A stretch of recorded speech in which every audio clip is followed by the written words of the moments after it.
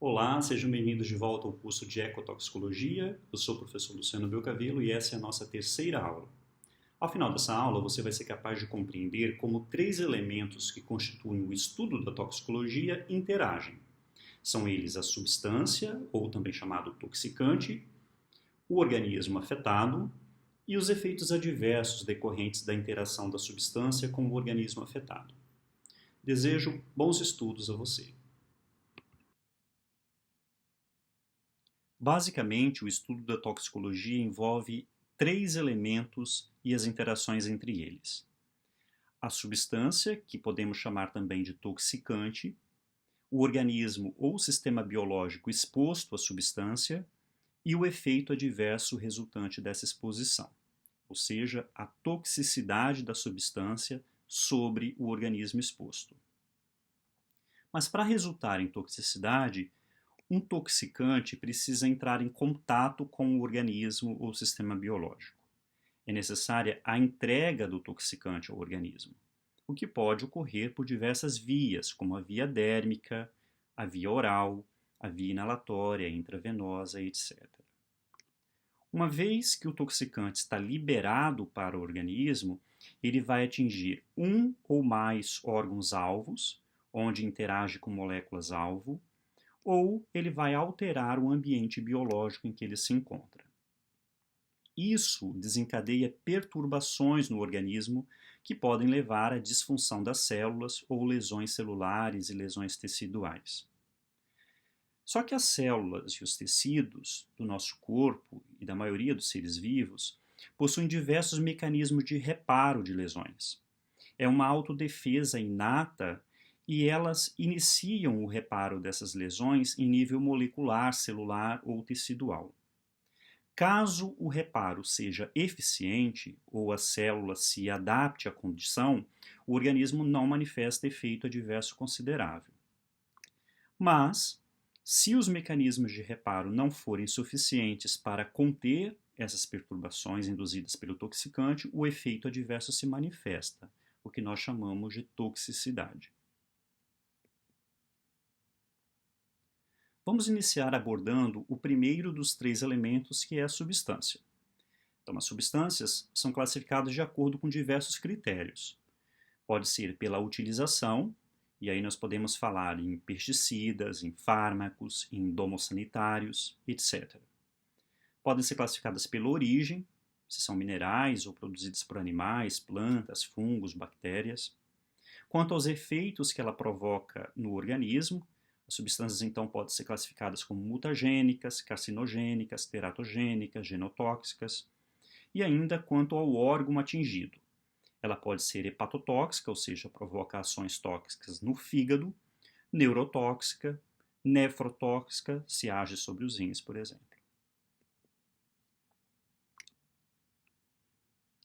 Os estudos experimentais em toxicologia fazem uso de animais de experimentação, ou outros organismos que são cuidadosamente expostos ao toxicante e avaliados para análise dos efeitos resultantes. Eles são organismos que se encontram no meio exposto à substância e servem como biomonitores de exposição. Para isso, os ensaios de toxicidade necessitam que esses organismos tenham certas características que os definem como organismos testes padronizados ou biomonitores. Então, geralmente, eles são abundantes no meio em que a substância tóxica se encontra. Por exemplo, em ecotoxicologia aquática, nós devemos avaliar o efeito do toxicante sobre espécies que vivem em ambiente aquático, como peixes, microalgas, moluscos bivalves e outros. Além disso, esses biomonitores, ou organismos testes, devem ser organismos de fácil coleta, claro, para que o pesquisador consiga ter acesso aos espécimes. Precisa ter vasta distribuição no ambiente. Por que isso? Para que eu consiga coletar representantes expostos em vários pontos daquele ambiente e não de um único ponto de coleta, caso ele estivesse vivendo restrito a uma área.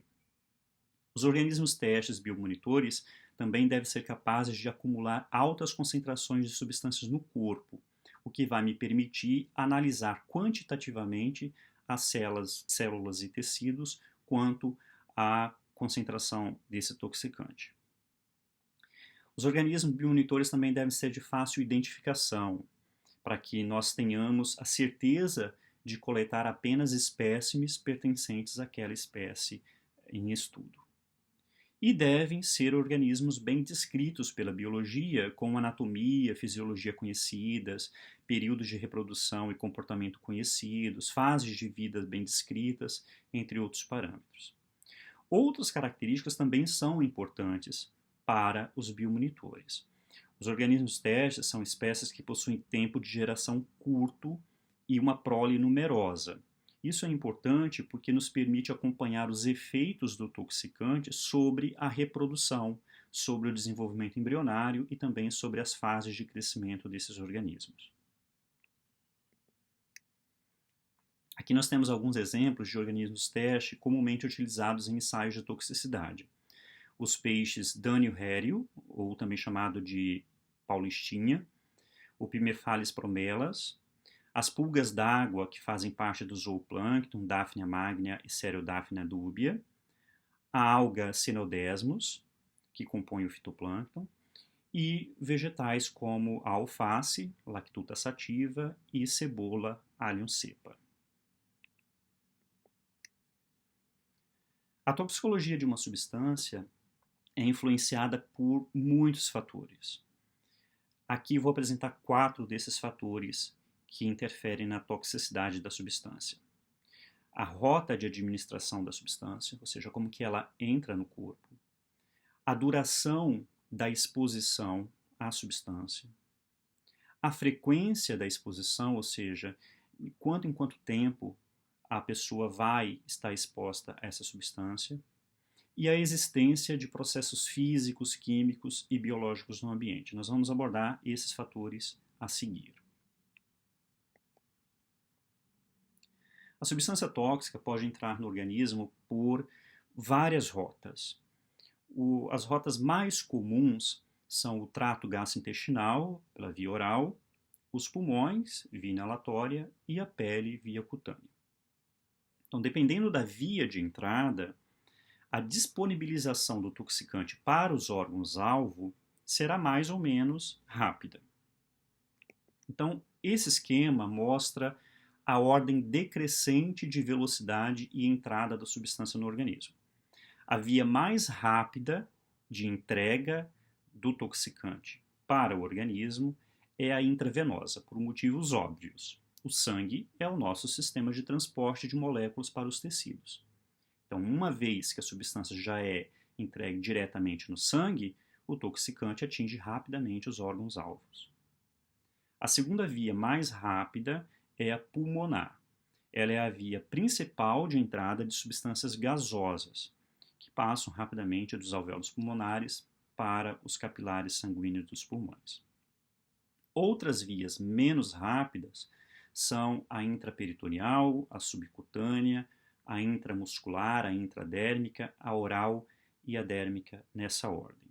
Quanto mais nós descemos nesse esquema, mais barreiras a substância terá que atravessar para poder ser entregue ao sangue. O segundo fator que influencia a toxicidade é a duração da exposição, ou seja, quanto tempo que o organismo afetado fica exposto àquela substância. Tradicionalmente, os toxicologistas classificam essa duração em 2 tipos, uma exposição aguda e uma exposição crônica. Nós falamos que a exposição é aguda quando o organismo está exposto a quantidades grandes da substância num período de tempo curto, de até 24 horas. Geralmente, há manifestação imediata da toxicidade, ou então a toxicidade se manifesta dentro desse período de exposição ou próximo a ele.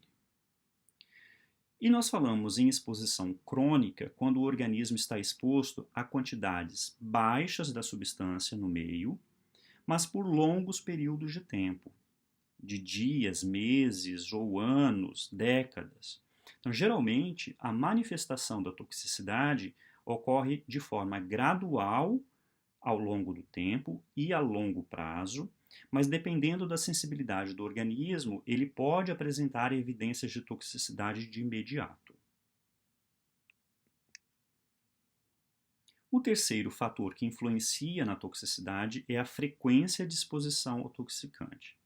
Então, o que se observa é que quando a dose do toxicante é fracionada em doses menores, o organismo exposto pode tolerar essas pequenas doses e não manifestar efeitos tóxicos.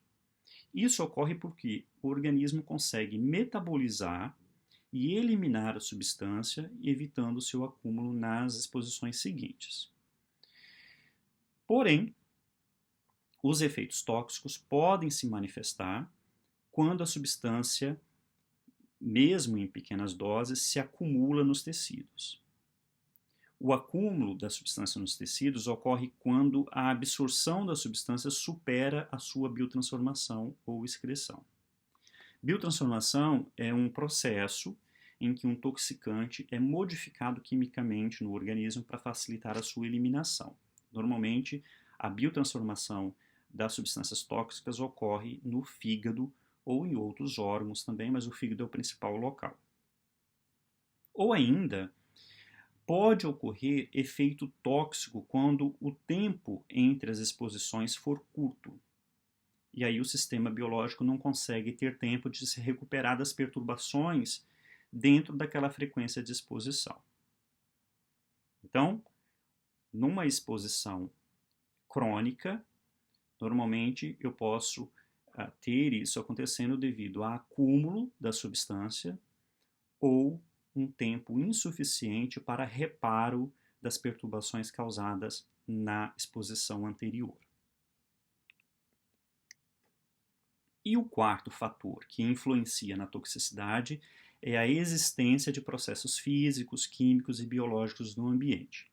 Por exemplo, se a substância está em altas concentrações no ambiente, os organismos podem se expor a altas doses do toxicante e manifestar, então, um efeito agudo. Agora, as condições atmosféricas também podem contribuir para que uma substância fique mais disponível para os organismos ou menos disponíveis. Exemplo, temperaturas altas tendem a facilitar a volatização de substâncias. E a ventilação pode levar poluentes para outros locais, diminuindo a sua concentração naquele local onde ela tem origem. Mas, em condições de pouca ventilação, os poluentes podem se concentrar no local, expondo então os organismos a concentrações maiores deles. Nós falamos então da substância e agora nós vamos abordar o segundo elemento que interage, que é o organismo ou sistema biológico. Quando eu falo em sistema biológico, pode ser uma célula isolada num laboratório, pode ser um tecido, um órgão ou então uma população de organismos, ok? O organismo, ao se expor ao toxicante, pode ter a substância absorvida por diversas vias. Pode ser absorvida pela pele, via inalatória, gastrointestinal e outras. Todos os processos envolvidos na absorção e transporte do toxicante são conhecidos como fatores tóxico-cinéticos. Essa palavra cinese, em grego, significa movimento. Então, é a absorção e transporte, o movimento da substância no corpo. Então, são esses fatores tóxico-cinéticos que vão determinar a biodisponibilidade da substância. Isso é um termo importante.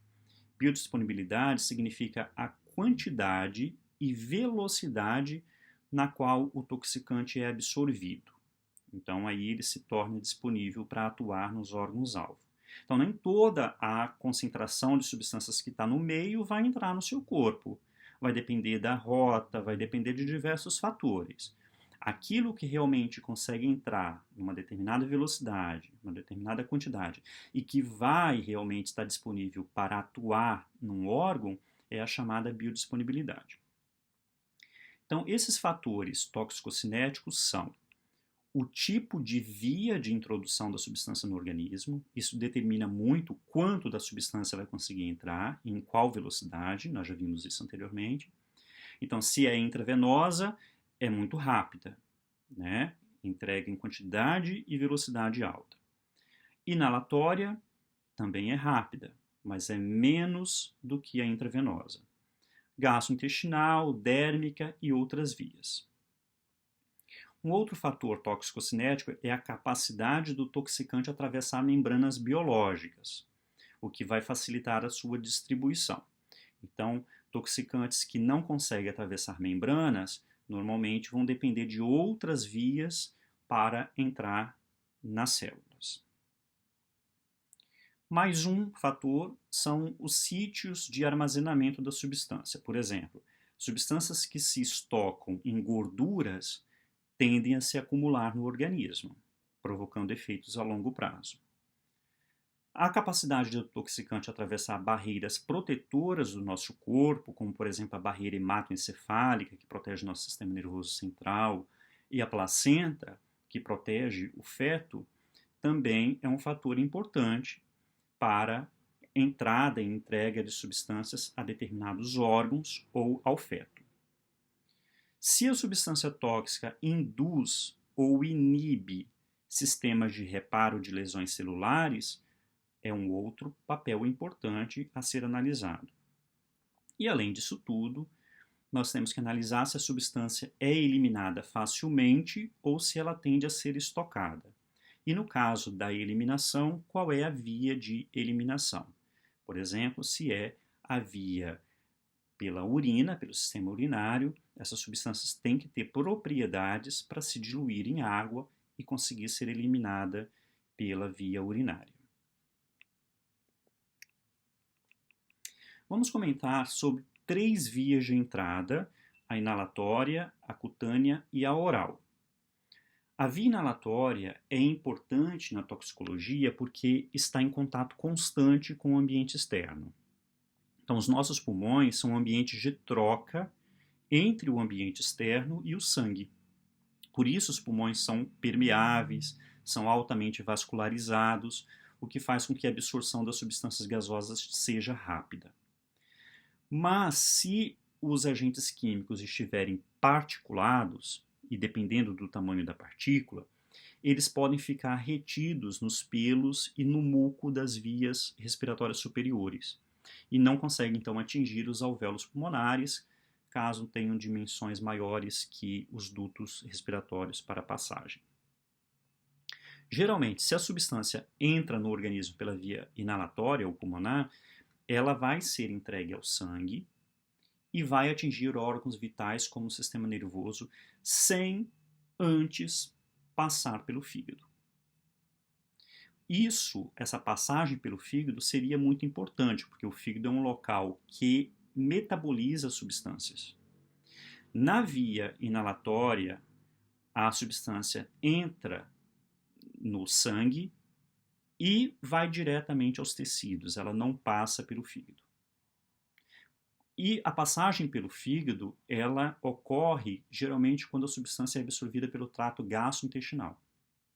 O fígado é um local de biotransformação de toxicantes, ele é rico em enzimas que metabolizam e facilitam a excreção dessas substâncias tóxicas. Então a via inalatória, como não tem passagem pelo fígado, é uma via que entrega o toxicante na sua forma nativa aos tecidos. Assim, essas substâncias podem provocar ações tanto locais no sistema respiratório, como por exemplo irritação, inflamação local, ou edema pulmonar, que é mais grave, e caso elas sejam absorvidas, os efeitos podem ser sistêmicos, ou seja, eles não estão mais restritos ao sistema respiratório, mas estão provocando a nível de organismo como um todo.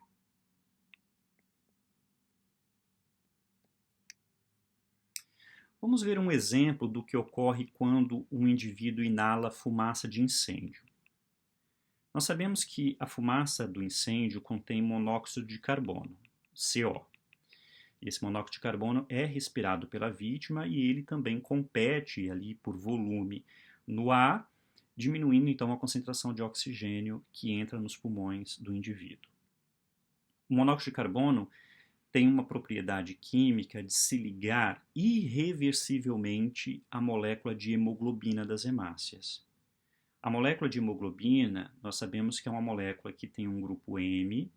Esse grupo M, que tem um átomo de ferro, se liga ao oxigênio, mas não é uma ligação forte e irreversível, porque ela precisa liberar esse oxigênio quando chega aos tecidos.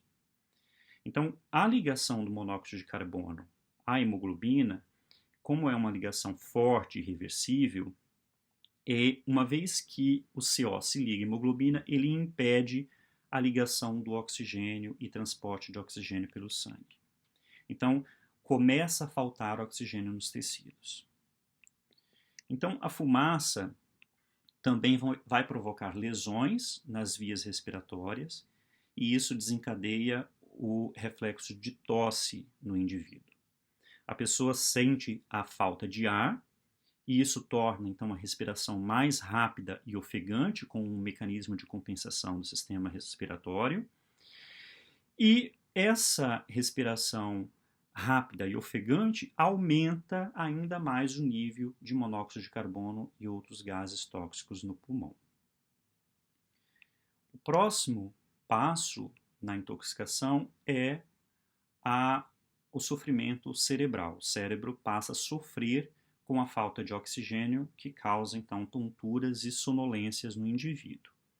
Em até 3 minutos ocorre o desmaio da vítima e, após alguns minutos, a morte cerebral causa parada cardíaca. Então ficou muito famoso o incêndio na Boate Kiss em 2013, na cidade de Santa Maria, no Rio Grande do Sul. Vocês se lembram? Lá, naquele momento, 242 pessoas morreram e 680 ficaram feridas. Então, a maior parte das mortes não se deu pelo calor, mas pela intoxicação pela fumaça.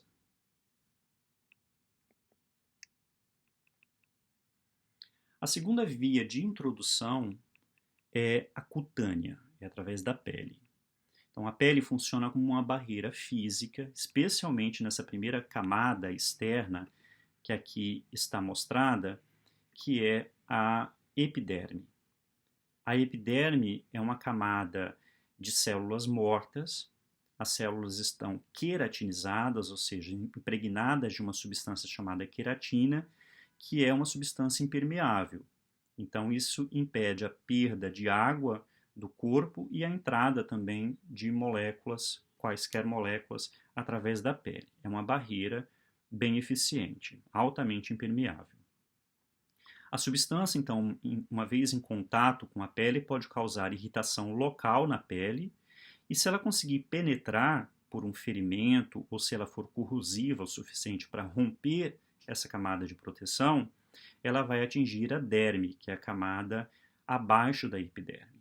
A derme já é uma camada rica em vasos sanguíneos, em terminações nervosas, é uma camada, então, muito vascularizada, tem sangue ali e de células vivas. E essa substância, se conseguir passar por essa camada, ela vai reagir com proteínas teciduais, que aqui estão, causando sensibilização e reação alérgica à substância. Se ela conseguir se difundir pela derme, ela pode ser absorvida pelos vasos sanguíneos que aqui estão e atingir então o interior do vaso, atingir a corrente sanguínea. A partir daí, a ação da substância deixa de ser local e passa a ser uma ação sistêmica. Ela é entregue para todos os sistemas do corpo.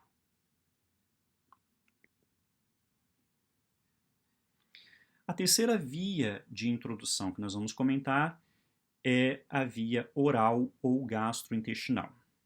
Então, as substâncias que entram no corpo por essa via tendem a provocar menos efeitos nocivos porque no nosso sistema gastrointestinal existem algumas condições que diminuem a toxicidade dessa substância.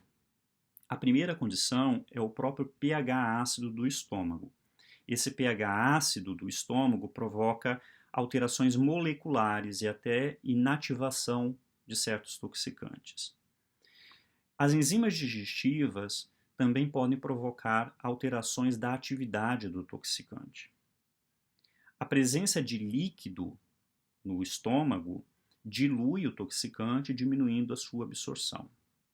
E, além disso, a mucosa intestinal é altamente seletiva, o que faz com que muitos toxicantes não sejam absorvidos via mucosa intestinal e acabam sendo eliminados através das fezes. Agora que nós já conhecemos os dois primeiros elementos da toxicologia, substância e o organismo, nós podemos comentar sobre o terceiro elemento, o efeito adverso ou toxicidade, que é o resultado da interação dos dois anteriores. A toxicidade decorre de processos chamados toxicodinâmicos, ou seja, os processos nos quais a substância tóxica interage diretamente com algum sítio específico de ação no órgão ou tecido-alvo. Então a substância já foi entregue ao corpo e agora ela vai agir sobre algum sítio específico. Esses sítios específicos de ação podem ser receptores de membranas celulares, podem ser enzimas, podem ser neurotransmissores, proteínas diversas ou o próprio material genético. E, em geral, na toxicologia, quanto maior a dose da substância presente no sítio de ação, maior vai ser o efeito tóxico decorrente. Então, nós dizemos que há uma relação dose-dependente na toxicidade. Vamos ver um exemplo para complementar o que nós acabamos de falar sobre o efeito da fumaça de incêndio. Então, na superfície das nossas hemácias, existem moléculas de hemoglobina, aqui mostradas como essas esferas em vermelho. Essas moléculas de hemoglobina contêm no seu centro um grupo M com átomos de ferro, e ferro tem afinidade para o oxigênio. E essa afinidade faz com que o oxigênio se ligue à molécula de hemoglobina e seja transportado no sangue até os tecidos. Mas na presença de monóxido de carbono, CO, que está aqui representado pelas esferas pretas, o grupo M se liga fortemente e irreversivelmente ao monóxido de carbono. Então, aí você tem a formação de uma estrutura chamada carboxihemoglobina, a hemoglobina ligada ao monóxido de carbono. A carboxihemoglobina, como é uma estrutura muito forte, impede a ligação e transporte do oxigênio. Então, se essa exposição persistir, vai ocorrer a morte da vítima por anoxemia, por falta de oxigenação. Nós comentamos inicialmente que o efeito adverso pode ser resultado de uma exposição aguda ou de uma exposição crônica ao toxicante. Os efeitos agudos se manifestam de forma severa, rápida, num período de tempo de até 24 horas. E eles podem ser quantificados por meio de parâmetros experimentais. Nós usamos normalmente como um bom parâmetro para a toxicidade de uma substância a chamada dose letal 50, ou DL50, para estimar o quão letal um toxicante é. Então, nós podemos calcular a DL50 expondo grupos de camundongos ou ratos ou um outro animal a diferentes doses do toxicante em curtos períodos de tempo, num período de tempo de exposição considerada aguda. Nós observamos esses animais e calculamos a porcentagem de morte nos grupos dentro do período de estudo. A dose da substância, então, que produz a morte de 50% dos animais no estudo, num período de exposição de 24 horas, será a dose letal 50 da substância, DL50. Para substâncias em ambientes aquáticos ou atmosférico, nós utilizamos uma outra terminologia, que é a concentração letal 50 ou CL50. O mecanismo é o mesmo, o procedimento é o mesmo, só que em vez de chamar de dose, a gente chama de concentração, já que nós estamos falando de ambiente aquático ou de ambiente atmosférico. E nós podemos também avaliar outro parâmetro de toxicidade que nós chamamos de dose efetiva 50, DE50, ou concentração efetiva 50, CE50. O que é isso?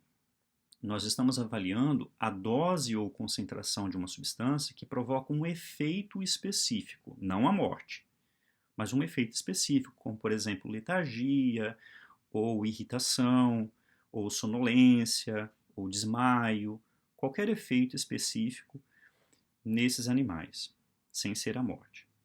Então, a dose ou concentração que provoca esse efeito em 50% do lote de animais em estudo é chamada de DE50 ou CE50. Vamos ver alguns exemplos de DL50 para algumas substâncias. Nós vamos comparar duas aqui. O álcool etílico apresenta uma DL50 de 10.000 miligramas por quilograma de massa corpórea do animal. Isso significa que metade de um lote de animais que receber essa dose de álcool vai morrer.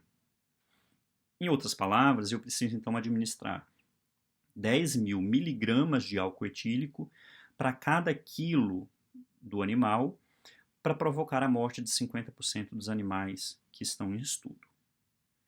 Já a toxina botulínica, o princípio ativo do Botox, que é um paralisante muscular extraído da bactéria Clostridium botulinum, tem uma DL50 muito menor, 0,00001 miligrama por quilo de massa do animal. Ou seja, a toxina botulínica é 1 bilhão de vezes mais letal que o álcool etílico. Então, quanto menor for a DL50, mais tóxica é a substância.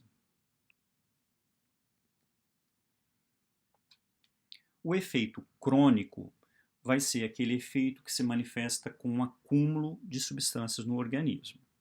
Então, essas substâncias, quando estão em baixas concentrações no ambiente, elas podem ser absorvidas de forma constante, de forma lenta, mas ela tende a se acumular até atingir concentrações tóxicas no corpo. Então, os efeitos tóxicos crônicos podem decorrer, então, de alterações permanentes no material genético, que é um processo que nós chamamos de mutagênese. Se a mutação ocorrer nas linhagens de células somáticas do indivíduo, ou seja, células que fazem parte do corpo do indivíduo, isso pode levar ao surgimento de tumores, surgimento de câncer, ou seja, nós estamos falando de um processo carcinogênico. Mas, nesse caso, essas células, como não são transmitidas para gerações futuras, isso fica restrito ao próprio indivíduo. Porém, se as mutações ocorrerem na linhagem germinativa do indivíduo, ou seja, em células que dão origem a espermatozoides e óvulos, a mutação pode ser herdada pelos seus descendentes. Então, ela pode produzir doenças ou malformações nas gerações seguintes. Um outro efeito crônico decorrente de exposição a toxicantes é a carcinogênese, a formação de tumores ou câncer. Então, a carcinogênese é um processo anormal, não controlado, em que as células que sofreram mutação se diferenciam em outros tipos celulares e se proliferam sem controle. Elas se dividem constantemente, elas não respeitam mais o tempo de divisão, elas se dividem mesmo estando com o seu material genético completamente alterado, e elas não respeitam mais os limites celulares, os limites dos tecidos. Então elas formam tumores, esses agregados que vão crescendo e podem migrar do seu ponto de origem para outros órgãos, que nós chamamos de metástase. E aí nós classificamos os carcinógenos em dois grupos básicos, os carcinógenos genotóxicos e os carcinógenos epigenéticos. Os genotóxicos são aqueles carcinógenos que iniciam o processo de modificação do DNA. Elas interagem com o DNA e provocam mutações. Por exemplo, a radiação ultravioleta tem um papel no DNA de formar pareamentos incorretos entre bases. Então, na mesma sequência de DNA, ele vai formar as chamadas dímeros de piramidina. Os dímeros de piramidina são pareamentos incorretos, que ocorrem na mesma sequência de uma fita de DNA. E esse pareamento incorreto pode ser herdado modificando a expressão de genes e a função celular. Já os carcinógenos epigenéticos são aqueles carcinógenos que vão intensificar e vão potencializar o efeito dos carcinógenos anteriores, dos genotóxicos. Por fim, o terceiro mecanismo de toxicidade crônica é a teratogênese. Terato é um termo na medicina que vem do grego significando monstro ou deformidade, anomalia. A teratogênese, então, é um processo de malformações de órgãos, malformações de sistemas, durante o desenvolvimento. E ela resulta em anomalias tanto estruturais no indivíduo quanto funcionais. Então, alguns teratógenos são físicos, como, por exemplo, a radiação, trauma mecânico. Outros teratógenos são biológicos, como o vírus da rubéola. O vírus da rubéola pode provocar morte, pode provocar deformações no feto. E outros teratógenos químicos, como, por exemplo, a talidomida. A talidomida é um medicamento que foi muito utilizado na década de 1950, a partir de 57, como um sedativo e contra enjoos nas grávidas. Mas se percebeu que malformações de membros estavam ocorrendo a partir deste uso em milhares de crianças. Então, na década de 60, os pesquisadores realizaram testes em coelhos e em primatas com a talidomida e observaram os mesmos efeitos devastadores nos recém-nascidos. Naquela época, a legislação era mais permissiva, então os testes de segurança que haviam sido feitos para liberar o medicamento no mercado tinham sido realizados apenas em ratos. E os ratos não apresentavam as consequências dos efeitos colaterais da talidomida. Então ele foi entendido como um medicamento seguro e passou a ser utilizado pelas mulheres grávidas. No ano de 1962, havia mais de 10 mil casos de defeitos congênitos associados à talidomida. Então, hoje, o medicamento ainda é utilizado no Brasil para tratamento de algumas doenças reumatológicas e também em quimioterapia, mas é proibido para gestantes. O que nós sabemos hoje é que a talidomida possui 2 isômeros óticos, que a gente chama também de enantiômeros, né? Os enantiômeros R-talidomida, que tem efeito sedativo, e o enantiômero S-talidomida, que é teratogênico. Essas duas formas, esses 2 enantiômeros, coexistem no medicamento, por isso que é proibido para gestantes. Aqui uma fotografia que mostra algumas crianças da chamada geração talidomida. A principal anomalia provocada é a focomelia, que é o resultado desses membros encurtados, ausentes, né, ou também membros no formato de nadadeira. Então, vários outros defeitos, além desses ortopédicos, foram relatados nessas crianças, como, por exemplo, problemas auditivos, problemas oculares, problemas cardiológicos, renais e até mesmo deficiência mental. Então, nessa aula, nós estudamos os 3 elementos da toxicologia: substância, organismo afetado e o efeito adverso. Na próxima aula, nós vamos continuar analisando esse terceiro elemento da toxicologia, o efeito adverso, sobre o organismo.